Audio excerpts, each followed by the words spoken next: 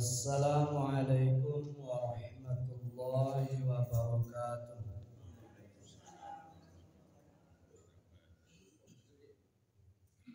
Alhamdulillahilladzi ahyana ba'dama amatana wa ilaihin nusyur. Asyhadu an la ilaha illallah wahdahu la syarika lah wa asyhadu anna Muhammadan abduhu wa rasuluh. Allahumma salli ala Muhammad wa ala ali Muhammad kama sallaita ala Ibrahim wa ala ali Ibrahim innaka Hamidum Majid.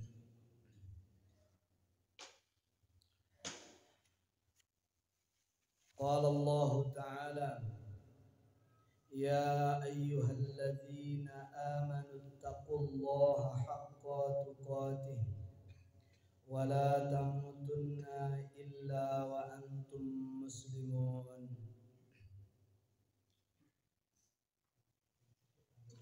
Wa qala Rasulullah sallallahu alaihi wa alihi wasallam La yadkhulanna al-jannata min ummati sab'una alafan la hisaba alaihim wa la adab ma'a kullu alfin sab'una alafan. Artinya sesungguhnya pada hari kiamat nanti Allah akan memberikan kesempatan masuk surga tanpa hisab terhadap umatku sebanyak 70.000. Wa fi riwayatin, dalam satu riwayat disebut 700.000. Ma'a kulli alfin sab'una alfan, dan setiap satu orang itu membawa sebanyak 70.000.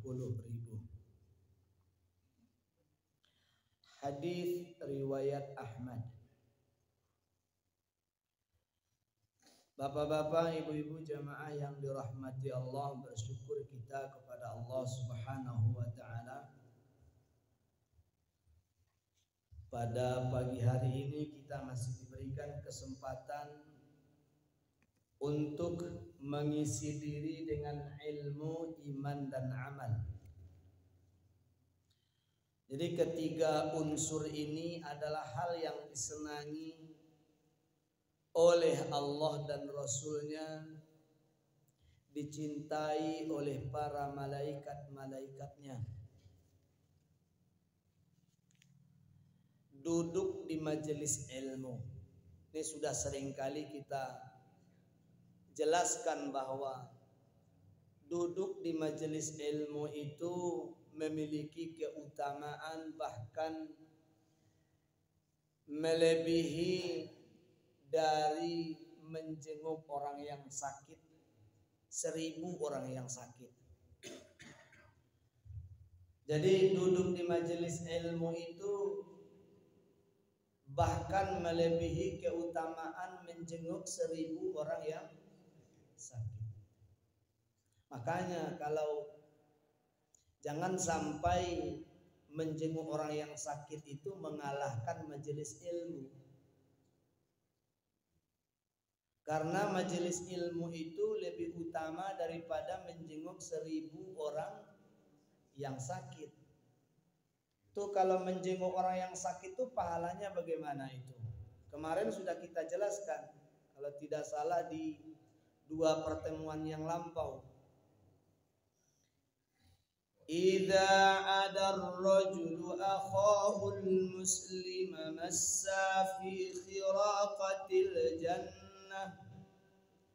hatta yajlisa fa idza jalasa ghamratahu ar-rahmah fa in kana ghudwatan shalla alaihi sab'una alfa malakin hatta yumsiya wa in kana masa'an shalla alaihi sab'una alfa malakin hatta yusbiha.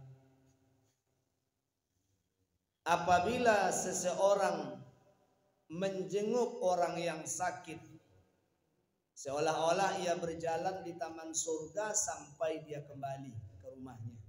Jadi langkah pertama kita dari rumah sampai langkah terakhir, sampai kita duduk di rumah kita, itu seolah-olah berjalan atau berada di taman surga. Dan begitu kita duduk tertuang rahmat Allah.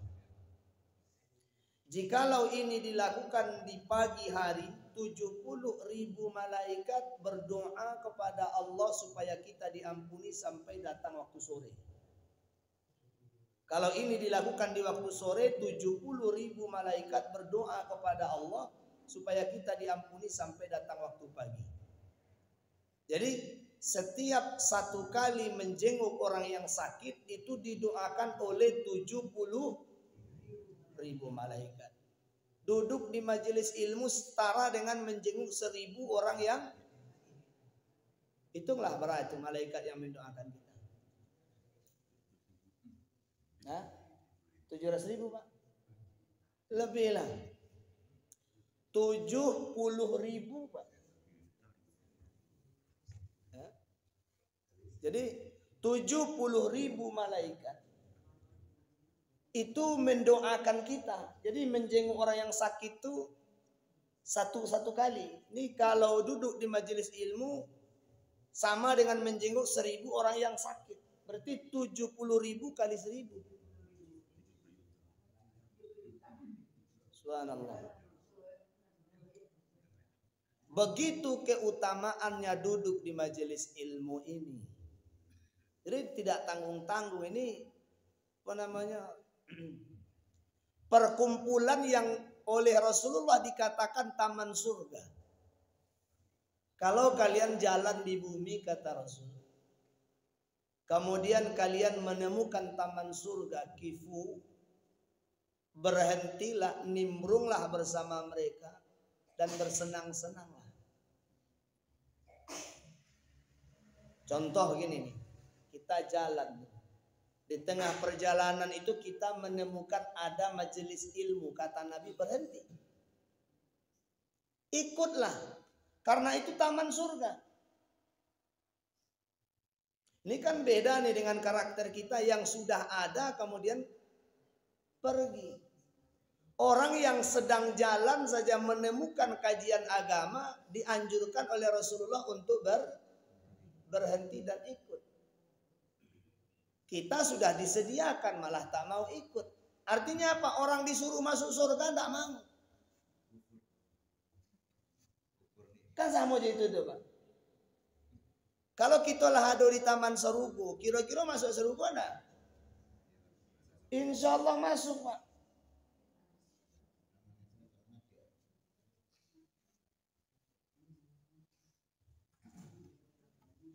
Jadi hamba Allah yang berbahagia. Nah, ada orang yang berpendapat begini. Ambo gak kurang pendapatnya Ustaz. Menuntut ilmu itu tak wajib dapat. Yang wajib itu hadir. Kalau wajib dapat setiap kaji, kok ambo gak berguna.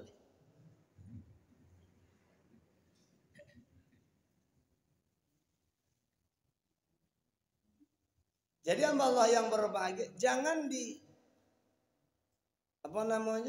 dibuat mindset yang salah di pikiran kita bahwa mengaji itu mesti dapat. Tak mesti dapat. Hamba percuma saja kadang-kadang Ustaz, lalu juga bisa teramalkan lagi. Dan tidak mesti wajib diamalkan seketika itu juga.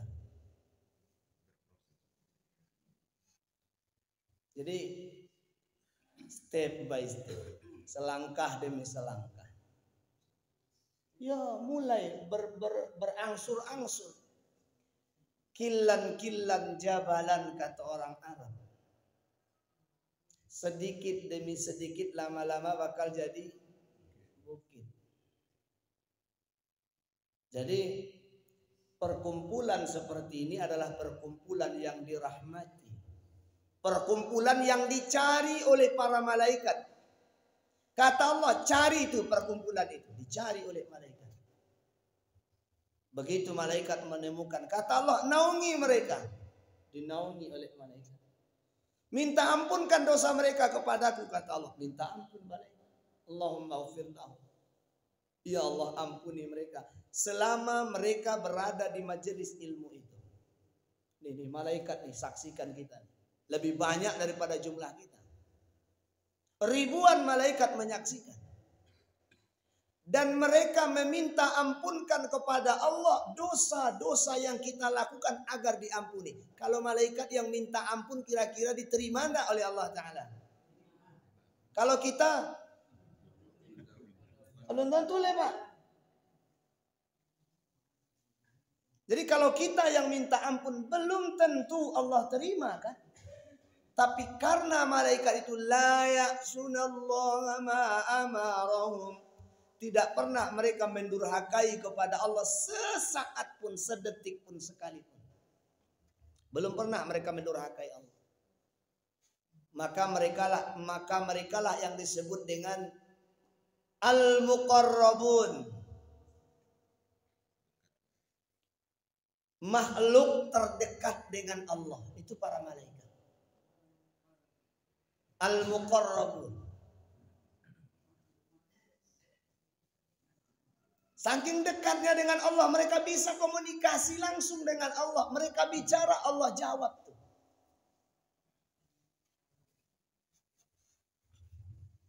Jadi ini duduk seperti ini Bapak Ibu, ini bukan kaleng-kaleng. Istilah anak orang kini. Iko yo bona-bona luar biasa. Duduk yang diberkahi. Umur yang paling berkah yang kita pergunakan selama 24 jam. Adalah ketika kita sedang beribadah sholat dan ketika kita sedang berada di majelis ilmu. Itu umur yang paling berkah dalam sehari. Barangkali kita hadir di majelis ilmu dalam sepokan. Nah, itulah umur yang paling berkah. Itulah waktu yang paling berkah, Pak.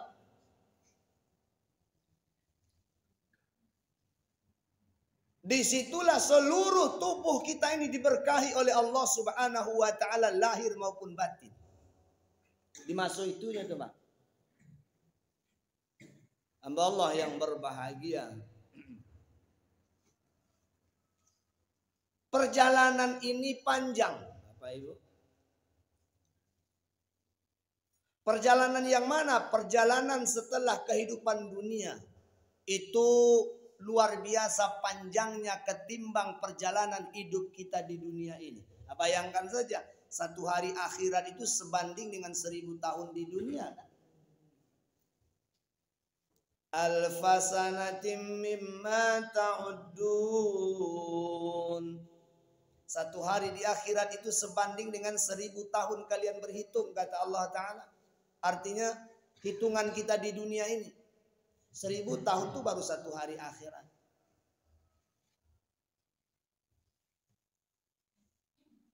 Prosesnya lama di alam barzakh. Setelah kita mati mungkin masih ratusan tahun. Wallahu a'lam. Kita tak tahu itu berapa lama kita di barzakh.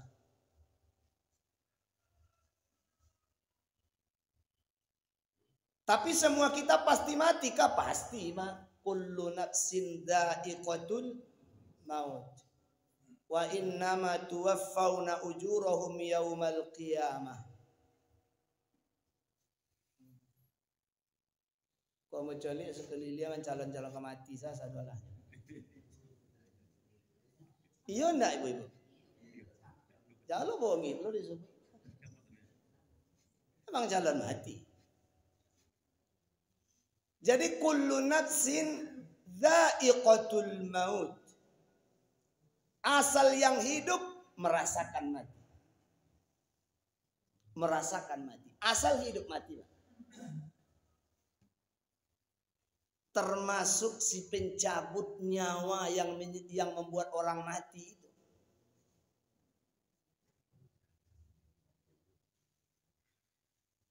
Ketika dia cabut nyawanya sendiri, setelah diperintahkan oleh Allah Ta'ala, kan sudah selesai nih tugas mencabut nyawa seluruhnya di bumi ini nanti pada hari kiamat. Allah katakan, nih sekarang giliranmu. Jadi ambo masuk juga tuh Tuhan. Oh iyalah. Sangkuatinya deh ini tukang cabui kok indah kan dicabui kan begitu. Kok bisa perai kan begitu. Ini biar dengar nih. Malaikat Israel sang pencabut nyawa itu. Sekarang giliranmu kata Allah, giliranmu. Tuhan iya juga tuh Tuhan, iyalah. Begitu dia mulai tarik sedikit seringan, ya namanya inyonam punya korojo tuh. Taunya Pak Manam paling ringan barangkali di BJ kayaknya. Dan dia berkata, kalau aku tahu sakitnya begini kematian, tak sanggup aku menjalankan tugas mencabut nyawa ini. Tak tolok dong.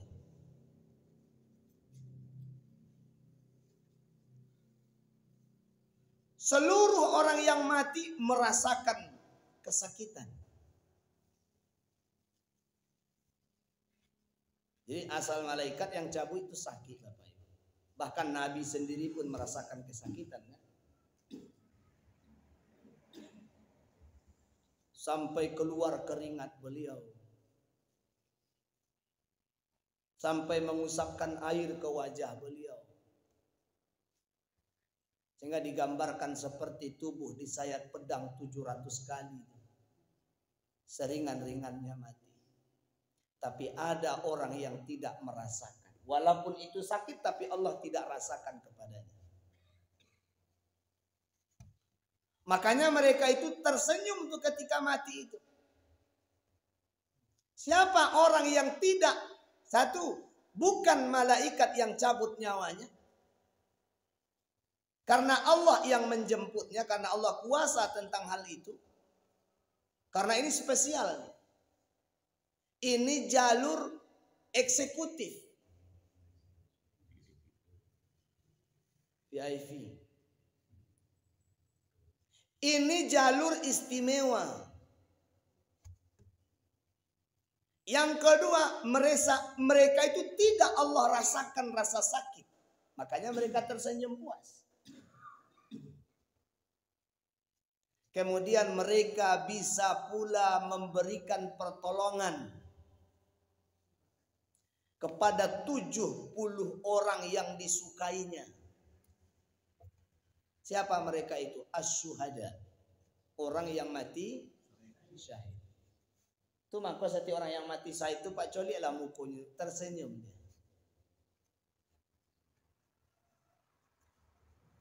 Jadi hamba Allah yang berbahagia Bapak Ibu, semua orang ini pasti mati, Nabi saja mati.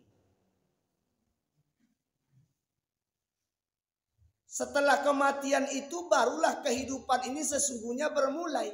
Kalau kini kan Pak itu pemanasan saja kok. Kalau kehidupan yang sesungguhnya setelah mati nanti. Diawali dari proses pencabutan nyawa. Itulah nampak tuh akhir hidup orang ini kemana. Orang ini sa'idun au saqiyun. Senang atau susah selanjutnya.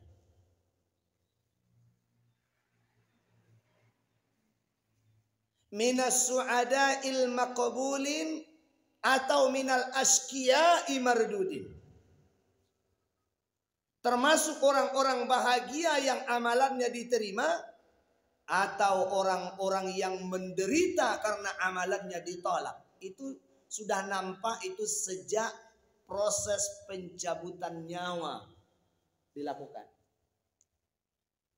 Karena orang akan mati itu kan dinampakkan tempatnya. Ketika al-maut datang dengan sebaris malaikat yang sejak dari langit itu berbaris malaikat itu. Sambung bersambung. Menghadap kepada orang yang akan mati. Kalau orang yang akan mati ini orang yang amalannya baik, maka malaikat yang datang wajahnya ramah. Makanya dia tenang. Berbaris tuh malaikat. Itu makanya orang yang mati itu pandangannya hanya tertuju kepada satu arah saja. Dia tidak peduli kiri dan kanannya. Dia tidak peduli lagi kiri dan kanannya. Kata Allah Subhanahu wa ta'ala, kalau memang kamu kuasa, kenapa ketika itu kamu tidak menahan ataupun mencegah ketika para malaikat itu datang menjemputmu? Idza balagatil hulqum.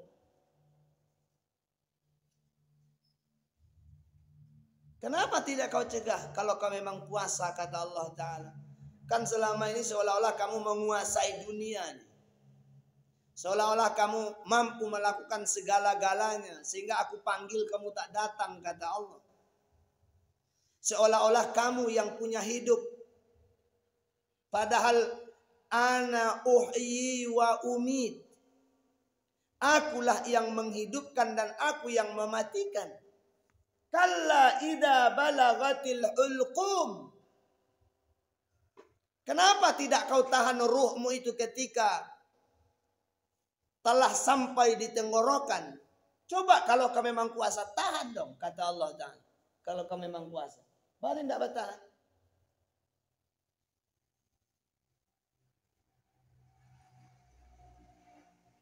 Dan ketika itu manusia baru menyadari bahwa seyakin-yakinnya lah dia bahwa kehidupan ini akan berpisah dengannya. Satu anggota tubuh dengan yang lainnya mulai saling berpamitan. Kalla idza balagatit taraqi. Jadi hamba Allah yang berbahagia, Bapak Ibu, ini masing-masing anggota tubuh mulai saling permisi. Yang kanan nengok ke yang kiri. Saling permisi, saling pamitan. Kalla idza balagatit taraqi. Al-Quran Allah Subhanahu wa ta'ala firmankan dalam surah Al-Qiyamah. Bagaimana nanti setiap anggota tubuh ini satu dengan yang lain saling berpamitan ketika hendak menghadap kepada Allah Subhanahu wa ta'ala. Kata Allah, wa wujuhu yawma idzin basirah tazunnu an yuf'ala biha faqirah kalla idza balagatit taraqi wa qila man raq wa zanna annahu al-firaq. Dan ada wajah-wajah yang orang-orang yang kafir itu pada hari itu muram.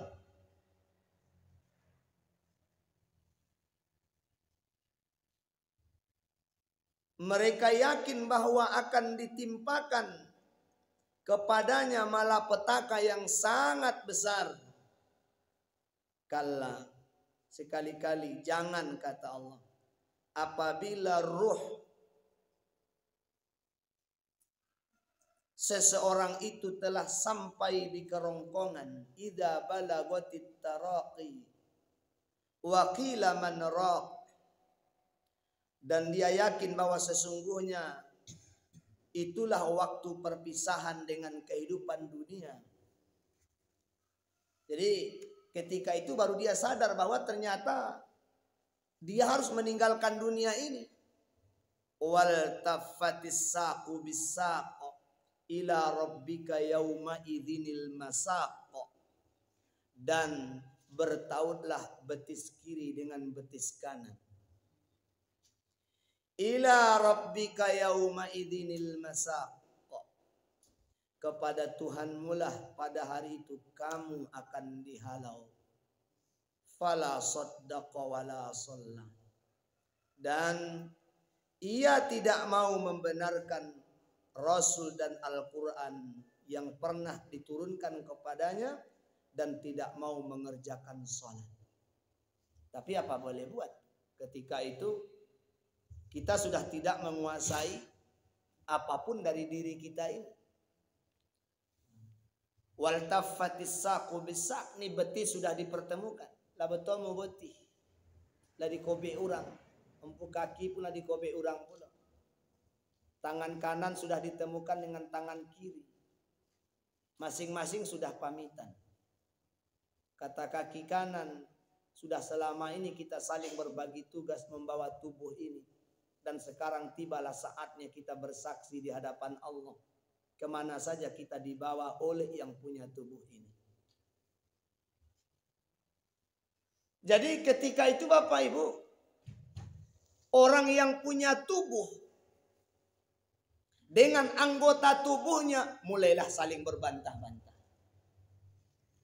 Sampai datang hari kiamat nanti.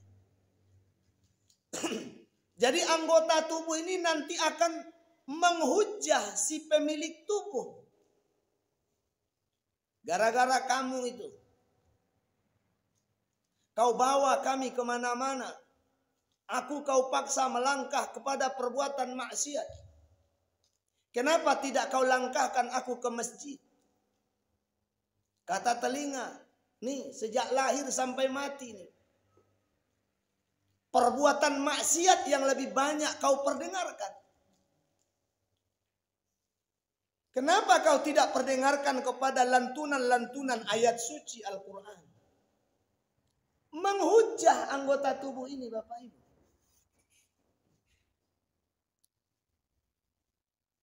Membantah anggota tubuh ini.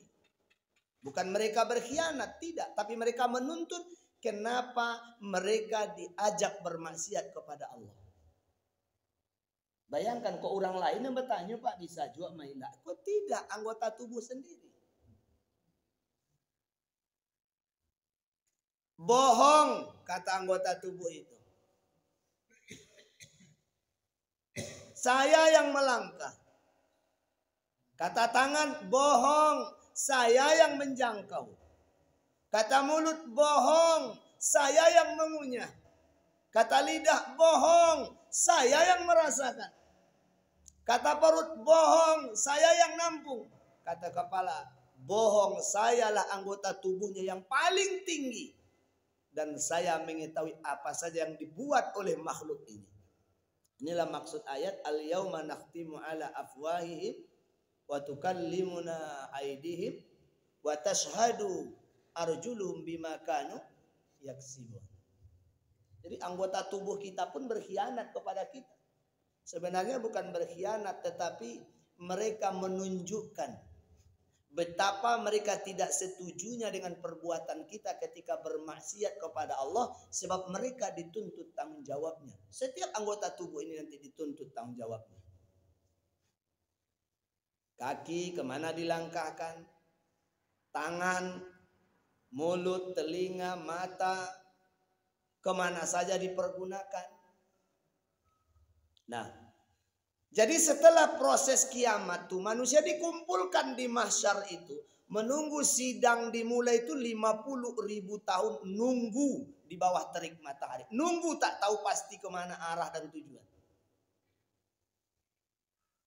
Inilah yang Allah firmankan di dalam Al-Quran surah Al-Haqqah, surah Al-Ma'arij. Yubassarunahum. Di dalam banyak ayat, di dalam banyak surah ini Allah jelaskan ini bagaimana prosesnya nanti setelah kiamat itu. Innahum yarawnahu ba'ida wa narahu qariba. Mereka manusia itu masih menganggap bahwa kiamat itu masih jauh, azab itu masih jauh. Padahal kata Allah, bagi kami itu dekat sekali. Kan masih banyak kita yang menganggap hidup itu masih lama, Pak. Lah tuwo-tuwo lah putih sadualahnya. Bukti fisik sudah menunjukkan hidupnya takkan lama lagi. Mata sudah kabur, gigi sudah gugur, kulit sudah kendur, duduklah banyak maunjur, makanan bubur kabubur. Alun juo namuh poi beribadah kamu soji lai kemanyo lai kapoi kira-kira.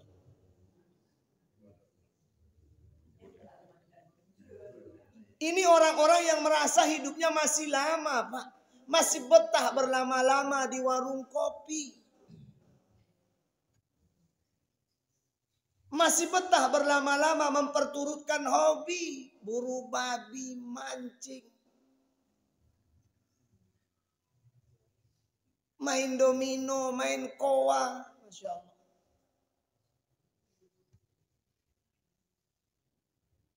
Padahal ciri fisik itu sudah menunjukkan bahwa hidupnya takkan lama lagi. Memang umur pun tidak do kita nan tahu do Bapak Ibu. Bisa jadi anak-anak lebih dulu mati ketimbang orang tua. Tapi bukti fisiknya sudah menunjukkan bahwa kematiannya sudah lebih dekat ketimbang yang muda. Kan begitu. Pada alun jopoi. Alun bersiap. Ada amalan yang nilainya tadi banyak tuh tak mau dia. Sebanyak itu pahala yang ditawarkan Pak tak diambil Jawa ikulah modelnya umur. Saya heran kadang-kadang orang-orang tua yang tak mau ikut pengajian. Ajuan yang dicarinya dalam duit kali kira-kira.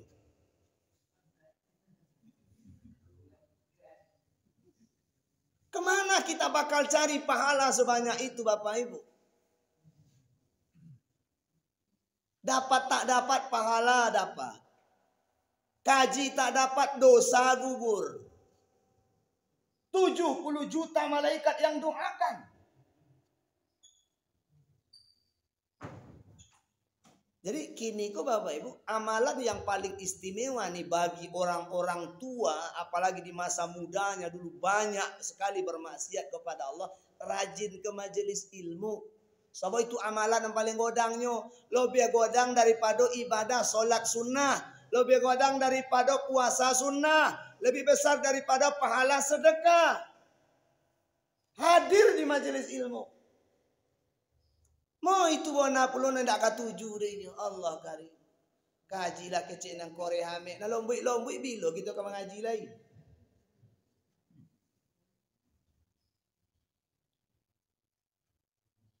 Hamba Allah yang berbahagia.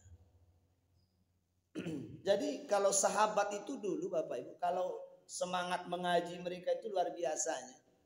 Sampai-sampai mereka bermufakat nih, kalau saya ngaji hari ini, saya tentu otomatis tak kerja. Kalau saya kerja, otomatis saya tak ngaji. Gimana kawan, kalau kita patung-patungan lah, patung-patungan baang. Kalau saya ngaji, hari ini kamu kerja. Nanti setelah kamu pulang kerja, saya yang sampaikan kaji itu kepadamu. Besok saya kerja, kamu ikut ngaji. Apapun yang kamu dapat dalam pengajian itu, tolong sampaikan kepada saya. Kalau enggak rugi dan kawan.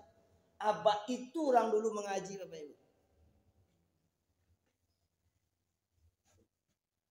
Karena pahala terbesar itu salah satunya adalah di majelis ilmu. Ilmunya tak dapat, pahalanya tetap dapat. Kajiannya tak ingat, dosanya tetap digugurkan. Korojo duduk saja, unjuk-unjuk.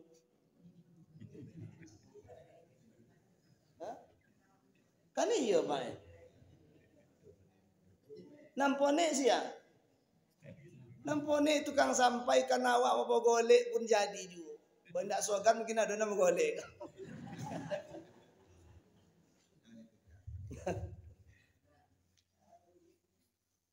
Jadi begitu indahnya Bapak Ibu pahala pengajian ini. Sampai-sampai apapun kegiatan kita di pengajian itu. Menjadikan waktu terbaik kita 24 jam. Adalah saat-saat kita berada di majelis ilmu. Itulah umur terbaik kita. Baik. Jadi setelah tadi itu Bapak Ibu, setelah dihimpun manusia di mahsyar itu, menunggu 50.000 tahun lamanya, barulah diputuskan sidang. Sidang dimulai, Pak. Sidang dimulai. 50.000 tahun tuh lamanya. Tidak tentu arah tuh manusia. Iliye mudi. Heboh ju, bertanya ju monga kita. Sedang di ma kita. Kema kita. Ribut suasana sebenar-benar heboh. Itulah pada hari kiamat. Jadi setelah itu mulailah disidang. Mulailah dibagikan catatan amal. Famma man utiya kitabahu biyaminih fasawfa yuhasabu hisaban yasira. Orang yang dapat catatan amal dari sebelah kanan, dia akan mendapatkan hisab yang mudah. Wa amma man utiya kitabahu, dan orang-orang yang diberikan catatan amalnya waro azhari, dari sebelah kiri. Kira-kira Ustaz, enggak bisa tuh datang dari kiri itu dirobok di tangan kanan awak, enggak bisa.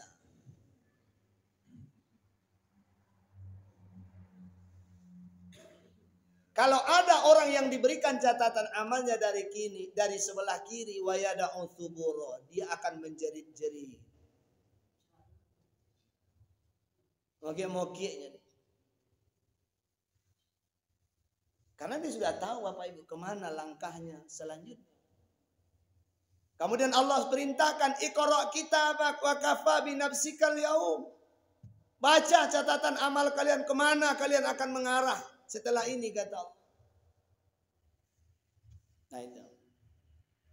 Nah di tengah huru hara seperti itu ada 70.000 manusia yang masuk ke surga tanpa melalui proses yang kita ceritakan tadi.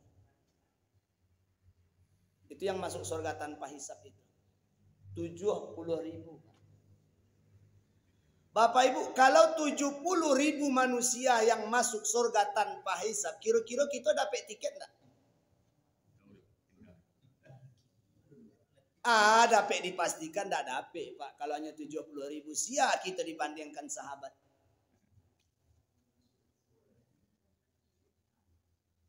Jumlah sahabat kira-kira yang beriman kepada Allah dan Rasul, yang mengorbankan apa saja. Apa saja, Pak. Apa saja mereka korbankan untuk Allah dan Rasulnya. Ada yang menyumbangkan anak. Nih ya Rasulullah, anakku aku sumbangkan buat agama. Itu nyumbang piti saja payah, Pak. Orang anak disumbangkannya. Anas bin Malik tuh. Anas bin Malik kan sumbangan ibunya kepada Rasulullah. Ya Rasul, semua orang Madinah sudah nyumbang harta. Saya tak punya apa-apa. Nih anak satu-satunya peninggalan Malik suamiku, aku sumbangkan kepadamu ya Rasulullah.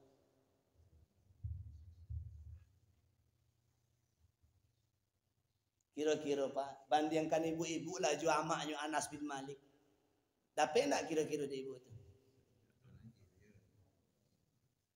Enggak ada HP. Makanya Rasulullah itu sedih, Pak. Makanya Rasulullah itu sedih. Ya Allah, kalau hanya 70.000 orang yang masuk surga tanpa hisab. Untuk orang Palestina sajalah habis tiket kok ya Allah. Untuk orang Tujuh Koto, Pak. Untuk orang Pinago, Pak. Tanjung Jati, Pak. Kalau hanya 70.000 saja habis dari orang Palestina saja, Pak. Kinilah 8.000 orang lebih yang telah mati. Syahid. Kalau masih berlanjut perang ini,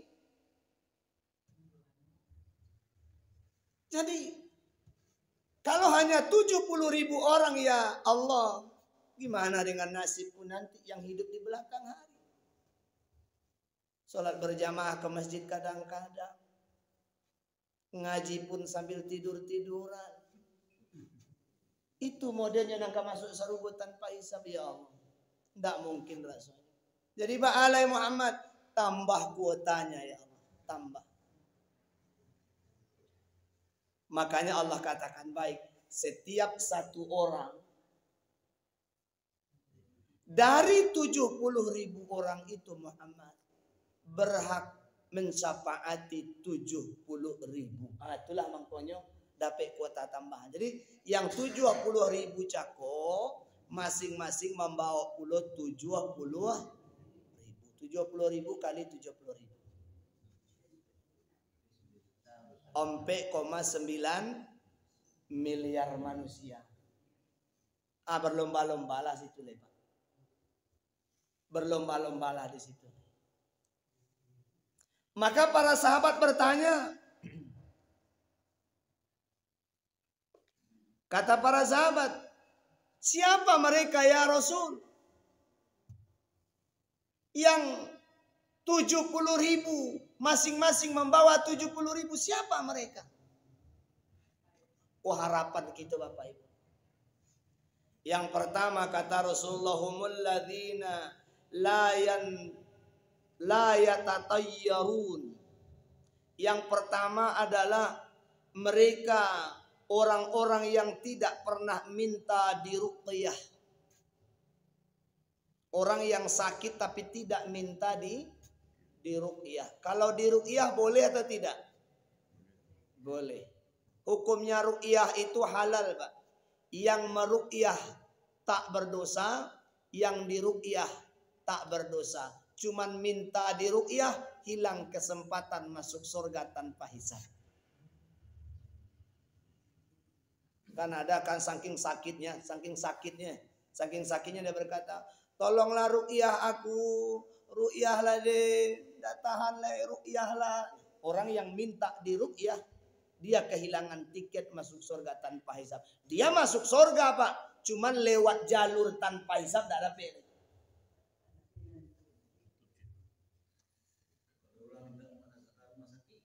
Bapak? Ini disebut ruqyahnya Pak, tidak rumah sakit. Sebab ini ruqyah ini beda nih Pak dengan berobat ke rumah sakit itu beda tuh di situ. Sebab di sini menyangkut di situ akidah yang dipertahankan. Salah-salah bekunya menyangkut tukang ruqyah yang menyehatkan.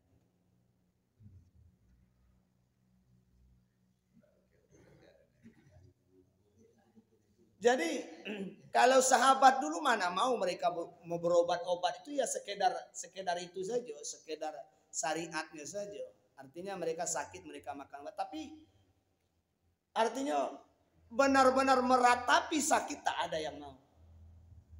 Karena mereka khawatir kehilangan kesempatan masuk surga tanpa hisab itu. Nah, gimana kalau orang ternyata dia tidak pernah minta diruqyah, hanya saja orang lain yang meruqyah. Dia tetap dapat kesempatan. Ini tidak minta diruqyah. Anggota keluarga kita sakit parah nih. Kita selaku anggota keluarga mendatangi atau melakukan ruqyah. Bapak Ibu, perlu kita garis bawahi bahwa ruqyah itu siapa saja boleh Pak, tidak mesti ustaz. Jadi jangan disangka Pak tukang ruqyah itu istilah tukang ruqyah. Jadi ruqyah kok bukan profesi Pak. Jangan dikatakan ruqyah itu adalah seorang profesi. Kini kan dijadikan orang nih meruqyah ini sebagai profesi cari uang. Sehingga ada yang buka klinik khusus. Ruqyah, terima ruqyah panggilan. Ada ruqyah online. Masya Allah. Ini orang-orang yang menjadikan Al-Quran sebagai alat cari makan. Itu tidak benar itu. Saya peruqyah yang seperti itu saya tak percaya. Apalagi mereka sudah menetapkan tarif. Sekali ruqyah sekian. Nanti semua orang yang diruqyah muntah-muntah, kejang-kejang, kesurupan. Nah, bukannya makin sehat Pak. Berarti kalau diruqyah itu Pak, makin tambah sakit malah itu namanya. Orang tuh kalau diruqyah, yang sakit itu jadi hilang Pak. Yang gelisah jadi tenang, itu baru ruqyah. Nah kalau ada orang ruqyah, kemudian yang diruqyah kejang-kejang menjerit-jerit, wah itu kesurupan jin malah. Jangan-jangan tukang ruqyahnya bawa jin. Ini kan penyakit ruqyah modern itu kan tiang bagi di ruqyah. Tolonglah Ustaz kami kalau sejak ada tiang rumah kami banyak nak masalah. Oh di situ ada ada apa namanya, ada yang nompang di situ itu jadi ruqyah itu ada apa ya Ustaz ngeliling tiang. Itu namanya tukang ruqyah. Jadi kita di dalam Islam tuh ndak ada nan tukang ruqyah dong. Ndak ada, Pak. Jadi peruqyah itu bukan profesi dan boleh bisa dilakukan oleh siapa saja. Jangan kita menunggu orang yang sakit ini minta diruqyah, jangan. Bacakan saja Al-Qur'an di sampingnya. Apa tuh ayatnya Zat yang mesti dibaca? Kan awal pertamanya ada sahabat dulu yang di dalam perjalanan didatangi oleh sekelompok orang yang berkata, adakah di antara kalian yang bisa meruqyah? Maka orang ini angkat tangan, insya Allah bisa. Dia datangi orang itu, kemudian dia bacakan Al-Fatihah. A'udzu billahi minasyaitonir rajim. Sampai selesai Fatihah. Selesai Al-Fatihah orang ini sehat Bapak Ibu. Saking berterima kasihnya orang ini dia kasih 25 ekor kambing. Kece orang nama ruqyah aku tunggu dulu Pak. Mau ndak bisa nerimo saja, mau tanya dulu Rasulullah. Nanti mau tiba balik kalau dibuliannya mau ambil, kalau enggak. Di tengah jalan dia cerita sama kawan-kawan, sejak bila pula Tuhan pandai meruqyah. Kamu enggak pandai-pandai. Cuman saya dengar Rasulullah mengatakan bahwa ayat yang bisa mengobati itu, kan Al-Quran itu diturunkan untuk mengobati itu. Ayat yang paling ampuh untuk mengobati itu Al-Fatihah. Makanya saya bacakan kalau ada yang sakit saya baca itu. Tuh banyak sehat orang yang sakit cepat. Alhamdulillah malah mau ditawarkan 25 ekor kambing. Jangan diterima pula.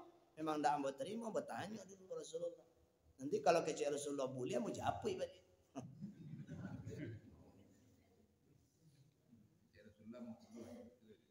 Kata Nabi.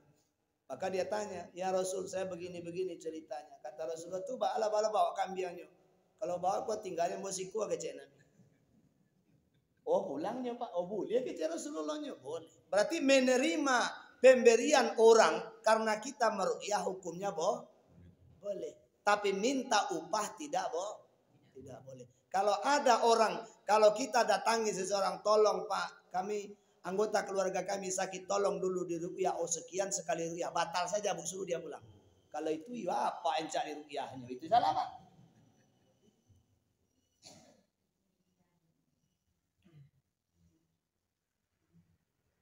Nah, jadi orang yang minta diruqyah itu yang hilang kesempatan. Tapi kalau orang ini diruqyah tanpa meminta, itu tak apa-apa. Ayat ruqyah itu gampang, semua orang bisa lakukan. Ibu melihat anaknya sakit kejang-kejang panas terus sampai step namanya itu. Bacakan Al-Fatihah di telinga si anak itu. Setelah Al-Fatihah bacakan 3 kul huwallah, kul a'udzu birabbil falaq, kul a'udzu birabbin nas. Ayat kursi itu saja ulang-ulang Pak. Tidak perlu ayat yang lain.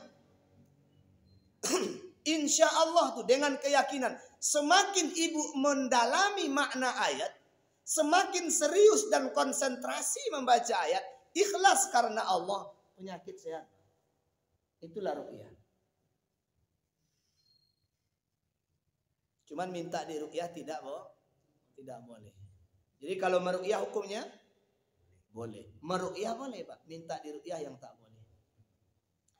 Wala yastarqun. Dan yang kedua, orang yang tidak berobat dengan menggunakan kei. Apa itu kei? Mengobat dengan besi panas. Jadi ada luka. Nah ini lukanya itu diobat dengan cara menempelkan besi panas. Ada tuh, ada metode pengobat. Zaman dulu itu banyak dilakukan orang. Seperti itu apa tuh? Ada pernah saya lihat, saya melihat kayaknya belum ya, tapi pernah mendengar tuh.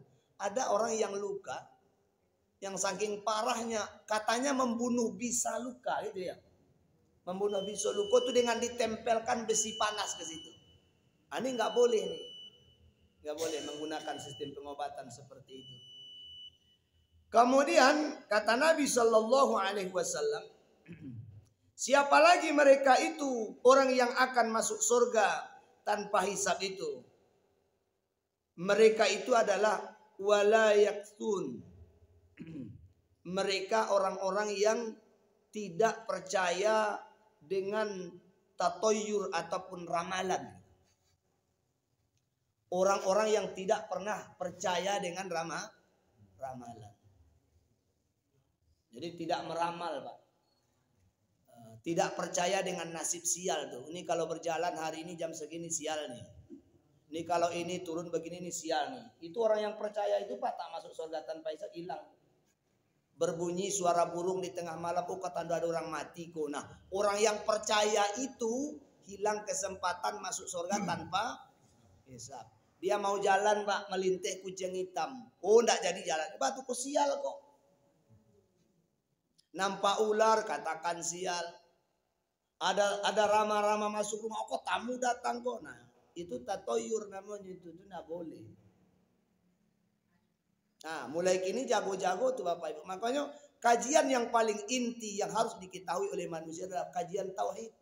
Nak jole jawab rusak-rusaknya atau penghambat manusia amalnya, penghambat amalannya diterima, penghambat dia masuk surga tanpa hisab. Kalau tak belajar tentang ilmu tauhid, banyak hal yang terlanggar oleh kita. Dan kemudian yang keempat adalah orang yang bertawakal sepenuhnya kepada Allah Subhanahu wa taala. Jadi 4 golongan ini, orang yang tidak minta diruqyah, orang yang tidak berobat dengan menggunakan kei besi panas, orang yang tidak percaya kepada ramalan ataupun nasib sial, dan orang yang bertawakal sepenuhnya kepada Allah. Inilah 4 golongan yang akan masuk surga tanpa dihisab insyaallah ta'ala. Ini gimana nih Ustaz? Kalau di masa lampau nih kita pernah melanggar salah satunya, tubu ilallahi taubatan nasuha. Taubatlah kepada Allah dengan taubat yang sesungguhnya. Kalau Allah menerima taubat kita, kita tetap masih dapat kesempatan masuk surga tanpa hisab. Jadi tidak ada yang terlambat Bapak Ibu. Demikian kajian kita pada pagi hari ini.